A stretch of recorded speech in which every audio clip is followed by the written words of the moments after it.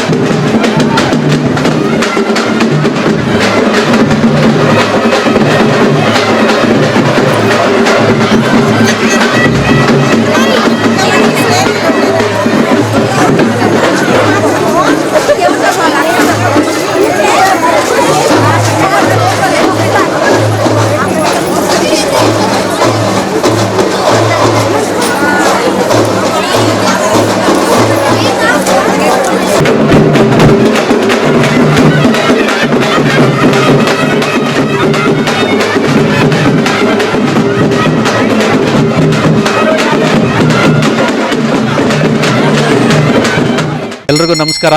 ಈಗ ಸುಮಾರು 33 ವರ್ಷಗಳ ಹಿಂದೆ ಈ ಹರಪನಹಳ್ಳಿಲಿ ನಮ್ಮೂರ ಹಬ್ಬ ಅಂತ ಆಚರಿಸಿದ್ರು. ಈಗ ಮತ್ತೆ ನಾವು ನಮ್ಮೂರ ಹಬ್ಬನ ಈ 3 ದಿನದಿಂದ 5, 6, 7ರಿಂದ ಸ್ಟಾರ್ಟ್ ಮಾಡಿ 3 ದಿನದ ಊರಹಬ್ಬವನ್ನು ಆಚರಿಸ್ತಾ ಇದ್ದೀವಿ.